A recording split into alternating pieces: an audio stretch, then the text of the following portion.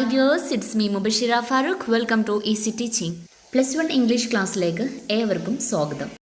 ഇന്ന് +1 English third chapter quest for a theory of everything എന്ന ചാപ്റ്ററാണ് നമ്മൾ ഡിസ്കസ് ചെയ്യാൻ പോകുന്നത്. നമ്മൾ ഓരോരുത്തരും വിജയിക്കാൻ ആഗ്രഹിക്കുന്നവരാണ് അല്ലേ? നമ്മുടെ ജീവിതത്തിൽ എപ്പോഴും നമ്മൾ ആഗ്രഹിക്കുന്നത് വിജയിക്കണം. എന്ത് പ്രവൃത്തി നമ്മൾ ചെയ്യുകയാണെങ്കിലും അതിൽ നമ്മൾ വിജയിക്കണം എന്നാണ് നമ്മൾ ആഗ്രഹിക്കുന്നത്. അപ്പോൾ വിജയത്തെക്കുറിച്ച് പറയുകയാണെങ്കിൽ വിജയത്തിൻ്റെ ഏറ്റവും ബെസ്റ്റ് ആയിട്ടുള്ള പ്രതീകമാണ് സ്റ്റീഫൻ ഹോക്കിംഗ്. സ്റ്റീഫൻ ഹോക്കിങ്ങിനെ കുറിച്ച് പറയാതെ വിജയത്തെക്കുറിച്ച് പറയാൻ കഴിയില്ല. തൻ്റെ ഡിഗ്രി പഠനത്തിൻ്റെ സമയത്ത് തൻ്റെ നാഡീ നരമ്പുകൾ തളർന്നുകൊണ്ട് തൻ്റെ ചുറുചുറുക്കേറിയ ജീവിതത്തെ വീൽ ചെയറിലേക്ക് മാറ്റേണ്ടി വന്ന ചെറുപ്പക്കാരൻ, അതാണ് സ്റ്റീഫൻ ഹോക്കിംഗ്.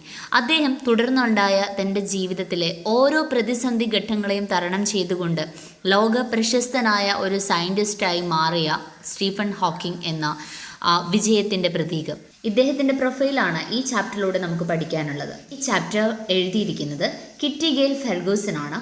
ആദ്യം നമുക്ക് ഓഥറിനെ പരിചയപ്പെടാം. Kitty Gail Ferguson is a science writer, lecturer and a former professional musician. Kitty Gail Ferguson ഒരു സകലകലാ വല്ലഭയാണെന്ന് പറയാം അല്ലേ? ഒരേ സമയത്തിന് സയൻസ് റൈറ്ററാണ്, ലെക്ചററാണ്, അതുപോലെ പ്രൊഫഷണൽ മ്യൂസീഷ്യനും കൂടിയാണ്. She has authored numerous science books including books on biographical facts. ഒരുപാട് ന്യൂമറസ് സയൻസ് ബുക്സുകൾ ഇവർ രചിച്ചിട്ടുണ്ട്. അതുപോലെ ബയോഗ്രഫിക്കൽ ഫാക്ട്സ്, എന്താണ് ബയോഗ്രഫിക്കൽ ഫാക്ട്സ്? ജീവചരിത്രങ്ങളൊക്കെ ഇവർ പുസ്തകങ്ങളിൽ ഉൾപ്പെടുത്തിയിട്ടുണ്ട്. Ferguson's work are recognised for their degree of detail and accuracy. ഫെർഗൂസൺസിൻ്റെ വർക്ക് എന്ന് പറയുന്നത് അത് റെക്കഗ്നൈസ് ചെയ്തത്, തിരിച്ചറിയപ്പെട്ടത് അവരുടെ ഡീറ്റെയിൽ ആയിട്ടുള്ള അക്യുറസിയോട് കൂടെയുള്ള വിശദീകരിച്ചുള്ള വ്യക്തമായിട്ടുള്ള അവരുടെ രചനയാണ് അവരെ ഫേമസ് ആക്കിയത്. She is known for the ability to explain very complicated scientific concepts. വളരെ കോംപ്ലിക്കേറ്റഡ് ആയിട്ടുള്ള സയൻറ്റിഫിക് കൺസെപ്റ്റ്സ് പോലും വളരെ ഡീറ്റെയിൽ ആയിട്ട് എക്സ്പ്ലെയിൻ ചെയ്തിട്ട് ഇവർ രചിച്ചിട്ടുണ്ട്. അതിലൂടെയൊക്കെയാണ് ഇവർ ഫേമസ് ആയത്. അപ്പോൾ ഈ കിറ്റി ഗെയിൽ ഫെർഗൂസൺ ആണ് നമ്മോട് സ്റ്റീഫൻ ഹോക്കിങ്ങിനെ കുറിച്ചിട്ട് പറയുന്നത്. Quest for a theory of everything, Kitty Gail Ferguson. In the Cockcroft Lecture Room on April 29, 1980, scientists and university dignitaries gathered in steep tiers of seats facing a two-story wall of chalkboard and slide screen. 1980 April 29 Cockcroft lecture room എന്ന് പറയുന്നത് Cambridge യൂണിവേഴ്സിറ്റിയിലെ ഒരു lecture റൂമാണ്. പ്രശസ്തമായ Cambridge യൂണിവേഴ്സിറ്റിയിലെ ഒരു lecture റൂമിൽ അവിടുത്തെ യൂണിവേഴ്സിറ്റി ഡിഗ്നിറ്ററീസ് റെസ്പെക്റ്റഡ് പേഴ്സൺസ്, അതുപോലെ അവിടുത്തെ മറ്റ് സയൻറ്റിസ്റ്റുകളൊക്കെ അവിടെ ഒരുമിച്ച് കൂടിയിരിക്കുകയാണ്. അവർ ഒരു ലെക്ചർ ക്ലാസ്സിനെ ഫേസ് ചെയ്തുകൊണ്ടിരിക്കുകയാണ്. ലെക്ചർ ക്ലാസ്സിനെ അറ്റൻഡ് ചെയ്യാൻ വേണ്ടി കാത്തിരിക്കുകയാണ്. അവരുടെ മുന്നിലായിട്ട് ഒരു ചോക്ക് ബോർഡ് ഉണ്ട്, അതുപോലെ ഒരു സ്റ്റോറി ബോൾ, പിന്നെ സ്ലൈഡ് സ്ക്രീൻ ഉണ്ട്. അതിനൊക്കെ ഫേസ് ചെയ്തുകൊണ്ടാണ് ഇവരിയ്ക്കുന്നത്. The occasion was the inaugural lecture by a new Lucasian professor of mathematics, the 38-year-old mathematician and physicist Sir Stephen Hawking. ആ ഒക്കേഷൻ എന്ന് പറയുന്നത് ഒരു ഇനാഗുറൽ ലെക്ചറാണ്, ഒരു ഉദ്ഘാടന പ്രസംഗമാണ് അവിടെ നടക്കാൻ പോകുന്നത്. A new ലുക്കേഷ്യൻ professor of mathematics. ലുക്കേഷ്യൻ professor എന്ന് പറഞ്ഞാൽ കേംബ്രിഡ്ജ് യൂണിവേഴ്സിറ്റിയിലെ മാത്സിലെ പ്രശസ്തി നേടി നിൽക്കുന്ന, മാത്സിലെ പ്രഗത്ഭനായ ഒരു വ്യക്തി, അതാണ് ലുക്കേഷ്യൻ പ്രൊഫസർ. ആ ലുക്കേഷ്യൻ പ്രൊഫസറാണ് അവിടെ ഇനാഗുറൽ ലെക്ചർ നടത്തുന്നത്. The 38-year-old mathematician and physicist, 30 വയസ്സുകാരനായ മാത്തമാറ്റീഷ്യനും ഫിസിസ്റ്റുമായിട്ടുള്ള സ്റ്റീഫൻ ഹോക്കിംഗ് ആണ് അവിടുത്തെ ലുക്കേഷ്യൻ പ്രൊഫസർ. അദ്ദേഹമാണ് അവിടെ ഇനാഗുറൽ ലെക്ചർ നടത്തുന്നത്. ആ ലെക്ചറിൻ്റെ ടോപ്പിക് എന്ന് പറഞ്ഞാൽ അതൊരു ക്വസ്റ്റ്യൻ ആയിരുന്നു. ക്വസ്റ്റ്യൻ ഇതാണ്: is the end in the sight for theoretical physics. Theoretical physics എന്ന് പറഞ്ഞാൽ സൈദ്ധാന്തിക ഭൗതിക ശാസ്ത്രം. അതൊരു ഫിസിക്സിൻ്റെ ബ്രാഞ്ച് സ്റ്റഡിയാണ് തിയററ്റിക്കൽ ഫിസിക്സ്. ഫിസിക്സിലെ പ്രപഞ്ച സത്യങ്ങളെയൊക്കെ നമ്മൾ മാത്സിലെ ഇക്വേഷൻസിലൂടെ പ്രെഡിക്റ്റ് ചെയ്യുക, അതാണ് സൈദ്ധാന്തിക ഭൗതിക ശാസ്ത്രം കൊണ്ട് ഉദ്ദേശിക്കുന്നത്. അപ്പോൾ അത് അവസാനിച്ചോ, അതിൻ്റെ കാലഘട്ടം കഴിഞ്ഞോ എന്നൊരു ക്വസ്റ്റ്യനിലൂടെയാണ് ആ ഒരു ലെക്ചറിൻ്റെ ടോപ്പിക്. ഹോക്കിംഗ് സ്റ്റാർട്ടഡ്, അങ്ങനെ ഹോക്കിംഗ് എന്ത് ചെയ്യാണ്, തൻ്റെ ലിസണേഴ്സിനെയൊക്കെ ആ ഒരു ടോപ്പിക്കിലേക്ക് ഇൻവൈറ്റ് ചെയ്യാണ്. He invited them to join him in a sensational escape through time and space to find the holy grail of science, the theory that explains the universe and everything that happened in it.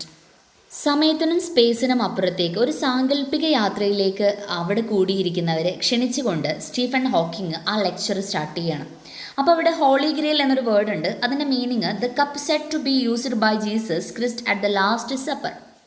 Last സപ്പറിന് Jesus Christ use ചെയ്തിരുന്ന cup എന്നാണ് ഉദ്ദേശിക്കുന്നത്.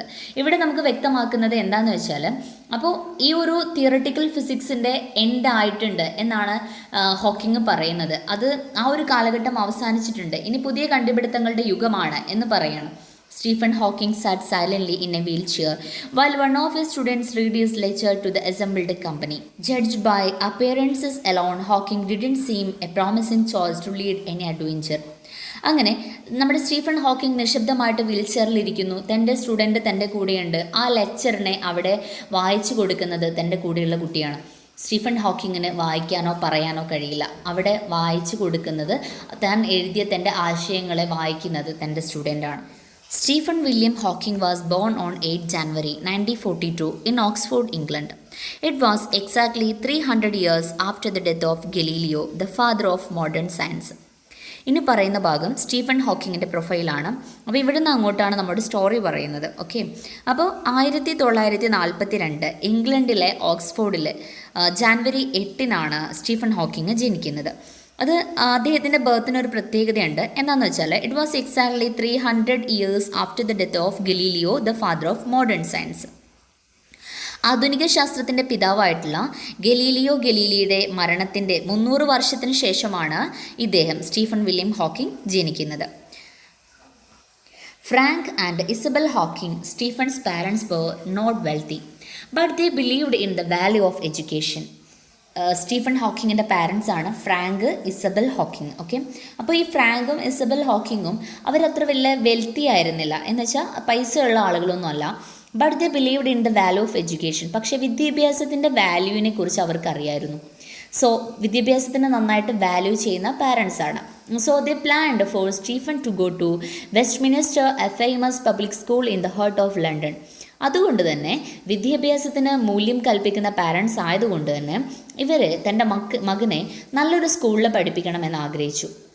ലണ്ടനിൽ തന്നെ ഏറ്റവും famous ആയിട്ടുള്ള നല്ലൊരു സ്കൂളായിട്ടുള്ള വെസ്റ്റ്മിനിസ്റ്ററിൽ ചേർക്കണമെന്ന് plan ചെയ്യുകയാണ്. അൺഫോർച്ചുനേറ്റ്ലി സ്റ്റീഫൻ വാസ് ഇൽ at the time of the scholarship examination for Westminster. Therefore he attended the local St. Albans school. നിർഭാഗ്യകരം എന്ന് പറയട്ടെ, ആ സ്കൂളിലേക്ക് അഡ്മിഷന് വേണ്ടിയിട്ടുള്ള നമ്മുടെ സ്കോളർഷിപ്പ് എക്സാം നടക്കുന്ന സമയത്തായിട്ട് സ്റ്റീഫന് സുഖമില്ലാതായി. അതുകൊണ്ട് തന്നെ ആ കുട്ടിക്ക് ആ ഒരു സ്കോളർഷിപ്പ് എക്സാം അറ്റൻഡ് ചെയ്യാൻ പറ്റാതെ ആവുകയും ആ സ്കൂളിൽ അഡ്മിഷൻ ലഭിക്കാതെ പോവുകയും ചെയ്തു. അങ്ങനെ he attended the local saint Albans school. ഒരു സാധാരണ ഒരു സ്കൂളിലാണ്, സെയിൻറ്റ് ആൽബൻസ് സ്കൂളിലാണ് അവൻ അഡ്മിഷൻ എടുത്തത്. By the time he was 8, ആ സമയത്ത് ഈ കുട്ടിക്ക് 8 വയസ്സായിരുന്നു. He was thinking seriously about becoming a scientist. 8 വയസ്സുകാരനായ കുഞ്ഞ് അപ്പോഴും നല്ല സീരിയസ് ആയിട്ട് അവൻ ചിന്തിക്കുകയാണ് അവനൊരു സയൻറ്റിസ്റ്റ് ആവണമെന്ന്. അല്ലേ, നമ്മൾ ആരെങ്കിലും ചിന്തിക്കാറുണ്ടോ? നമുക്ക് ഇപ്പോഴും നമ്മൾ ചിന്തിക്കുന്നുണ്ടോ? ഇല്ല. നമുക്ക് എന്തെങ്കിലും ഒരു വ്യക്തമായിട്ടുള്ള ഒരു അംബീഷന്, എയിം നമ്മുടെ ലൈഫിനുണ്ടോ? ആ ഒരു എയിമിനനുസരിച്ച് നമ്മൾ മാക്സിമം ഹാർഡ് വർക്ക് ചെയ്യുന്നവരും സ്മാർട്ട് വർക്ക് ചെയ്യുന്നവരും എത്ര പേരുണ്ട്? നമുക്കൊരു ലക്ഷ്യം വേണം. ആ ലക്ഷ്യത്തെ നമ്മൾ മുറുകെ പിടിച്ചിട്ട് വേണം നമ്മളുടെ പഠനം മുന്നോട്ട് കൊണ്ടുപോകാൻ. അപ്പോഴാണ് നമ്മൾ ആ ലക്ഷ്യസ്ഥാനത്ത് കറക്റ്റായിട്ട് എത്തുക. അതല്ലാതെ ഇരുന്നാൽ നമ്മൾ പല വഴിക്കായിരിക്കും നമ്മൾ പോവുക. നമുക്ക് ലക്ഷ്യത്തിലേക്ക് എത്താൻ കഴിയില്ല. അപ്പോൾ ഈ ഒരു കുട്ടിക്ക് 8ാം ക്ലാസ് 8 വയസ്സ് മാത്രം പ്രായമുള്ള സമയത്ത് തന്നെ ഇവന് ആരായിത്തീരണം എന്ന് ആഗ്രഹിക്കുന്നുണ്ട്. എനിക്കൊരു ഫേമസ് സയൻറ്റിസ്റ്റ് ആവണം എന്ന് ഈ കുട്ടി ആഗ്രഹിക്കുന്നുണ്ട്. Frank Hawking encouraged his son to follow him into medicine, but Stephen found biology too embraces. He wanted a subject in which he could look for exact answers and get to the root of things. Frank Hawking എന്ന ഇവരുടെ അച്ഛന്, അല്ലേ, നമ്മുടെ Stephen ഹോക്കിങ്ങിൻ്റെ father ആഗ്രഹിക്കുന്ന ഈ കുട്ടീൻ്റെ medicine ചേർക്കണം എന്നുള്ളതാണ്. സ്റ്റീഫൻ ആണെങ്കിൽ അതിനൊട്ടും താല്പര്യമില്ല. കാരണം ബയോളജി ടു ഇംപ്രൈസസ്, ബയോളജി ഒരു വ്യക്തതയുള്ളതല്ല എന്നാണ് സ്റ്റീഫൻ ഹോക്കിംഗ് പറയുന്നത്. ഈ കുട്ടി ആഗ്രഹിക്കുന്ന want subject in which he could look for exact answers and get to the root of thing. ഒരു സംഭവം പഠിക്കുകയാണെങ്കിൽ, ഒരു സബ്ജക്റ്റ് പഠിക്കുകയാണെങ്കിൽ അതിൻ്റെ എല്ലാ ക്വസ്റ്റ്യൻസിനുള്ള വ്യക്തമായിട്ടുള്ള മറുപടി അതിലുണ്ടായിരിക്കണം. അങ്ങനെ അങ്ങനത്തെ ഒരു സബ്ജക്റ്റ് പഠിക്കാനാണ് ആരാഗ്രഹിക്കുന്നത്? സ്റ്റീഫൻ ഹോക്കിംഗ് ആഗ്രഹിക്കുന്നത്. Stephen was no prodigy. He was just an ordinary English schoolboy, slow in learning to read, his handwriting the despair of his teachers. He was ranked no more than halfway up in his class, though he now says in his own defense it was a very bright class. ഈ കുട്ടി, Stephen എന്ന് പറയുന്ന കുട്ടി, അത്ര Prodigy ഒന്നും ആയിരുന്നില്ല. Prodigy മീൻ brilliant, അത്ര brilliant അല്ലായിരുന്നു. അവനൊരു സാധാരണ ഇംഗ്ലീഷ് സ്കൂളിലെ ഒരു കുട്ടി. പഠനത്തിലാണെങ്കിലോ റീഡിങ്ങിലൊക്കെ വളരെ പുറകിലാണ്. ഹാൻഡ് റൈറ്റിംഗ് ഒക്കെ ടീച്ചേഴ്സിന് വളരെ ഡിസ്പെയർ ആണ്, നിരാശപ്പെടുത്തുന്നതായിരുന്നു. അങ്ങനത്തെ ഒരു കുട്ടിയാണ്. ക്ലാസ്സിലാണെങ്കിൽ ഒരു half way up in S ക്ലാസ്സിലെ പകുതി കുട്ടികളെക്കാളും ഉയർന്ന മാർക്ക്, അത്ര ഒരു 50 കുട്ടികളുള്ള ക്ലാസ്സിൽ 25ാമത്തെ റാങ്ക് പോലും മാർക്ക് ഉണ്ടായിരുന്നില്ല സ്റ്റീഫൻ ഹോക്കിങ്ങിന് ഉണ്ടായിരുന്നില്ല. പകുതിയിലും താഴെയായിരുന്നു അവൻ്റെ ക്ലാസ്സിലെ സ്ഥാനം.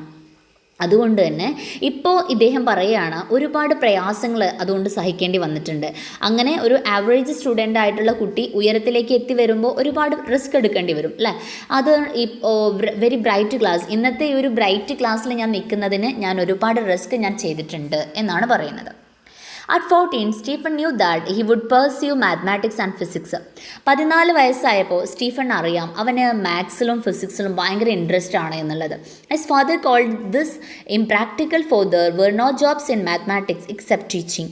പക്ഷേ ഇദ്ദേഹത്തിൻ്റെ അച്ഛനാണെങ്കിൽ മാത്സിന് പഠിക്കാൻ ഇൻട്രസ്റ്റ് ഇല്ല. കാരണം അച്ഛൻ പറയുന്നത് മാത്സ് എന്ന് പറയുന്നത് ഇംപ്രാക്ടിക്കലാണ്, മാത്സ് കൊണ്ട് പഠിച്ചിട്ട് കാര്യമൊന്നുമില്ല, ജോലിയൊന്നും കിട്ടൂല, എക്സെപ്റ്റ് ടീച്ചിങ് അല്ലാതെ മറ്റൊരു ജോലിയൊന്നും മാത്സ് പഠിച്ചിട്ട് കിട്ടൂല എന്നാണ് അച്ഛൻ പറയുന്നത്.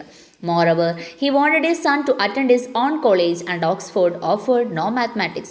പോരാത്തതിന് അച്ഛനാണെങ്കിൽ അച്ഛൻ പഠിച്ച അതേ കോളേജിൽ തന്നെ കുട്ടിയെ ചേർക്കണം, അതാണ് ആഗ്രഹം. ഓക്സ്ഫോർഡിലാണെങ്കിലോ മാത്സോ ഇല്ലായിരുന്നു.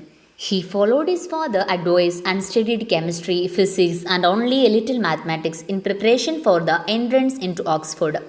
അങ്ങനെ അച്ഛൻ്റെ അഡ്വൈസ് പ്രകാരം ഈ കുട്ടി കെമിസ്ട്രി, ഫിസിക്സും അതുപോലെ കുറച്ച് മാത്സും പഠിക്കുകയാണ്. എന്തിനു വേണ്ടിയിട്ട്? ഓക്സ്ഫോർഡിലെ എൻട്രൻസിന് വേണ്ടിയിട്ട്. He did well in physics and the interview was brilliantly accepted. ഫിസിക്സിൽ വളരെ ബ്രില്യൻ്റ് ആയതുകൊണ്ട് തന്നെ ഇൻ്റർവ്യൂവിലൊക്കെ പെട്ടെന്ന് കുട്ടിക്ക് അഡ്മിഷൻ ലഭിക്കുകയാണ്, ഇൻ്റർവ്യൂ ഒക്കെ ആക്സെപ്റ്റ് ചെയ്തു. അങ്ങനെ 1959 അറ്റ് ദ ഏജ് ഓഫ് 17, 1959 ഇദ്ദേഹത്തിൻ്റെ 17ാമത്തെ വയസ്സിൽ Hawking went to Oxford to study natural science and to specialise in physics. ഓക്സ്ഫോർഡിലേക്ക് പോവുകയാണ്. ഓക്സ്ഫോർഡിൽ നാച്ചുറൽ സയൻസ് ഫിസിക്സിൽ സ്പെഷ്യലൈസ് ചെയ്ത് പഠിക്കുന്നതിന് വേണ്ടിയിട്ട്. He joined university college, his father's college and the oldest at Oxford, founded in 1249 AD. AD 1249 സ്ഥാപിച്ച ഓക്സ്ഫോർഡിലെ ഏറ്റവും പഴയ ഒരു കോളേജ്, തൻ്റെ അച്ഛൻ പഠിച്ച ആ യൂണിവേഴ്സിറ്റി കോളേജ്, അവിടെയാണ് ഈ കുട്ടി പഠിക്കുന്നത്. Nevertheless for about a year and a half Hawking was lonely and board.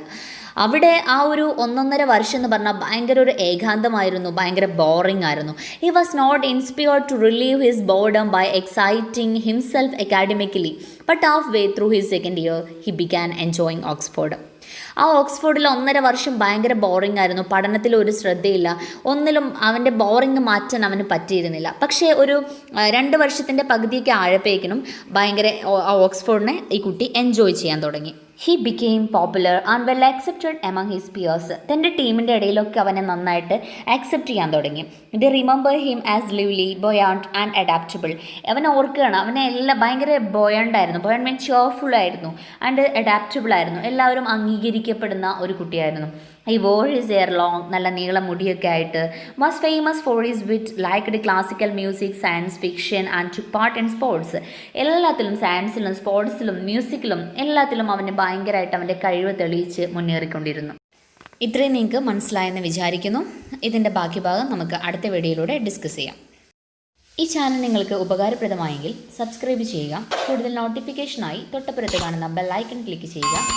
Video നിങ്ങൾക്ക് ഇഷ്ടമായെങ്കിൽ ലൈക്ക് ചെയ്യുക, ഉപകാരപ്രദമായെങ്കിൽ നിങ്ങളുടെ ഫ്രണ്ട്സിന് ഷെയർ ചെയ്യുക, നിങ്ങളുടെ അഭിപ്രായങ്ങൾ കമൻറ്റ് ചെയ്യുക.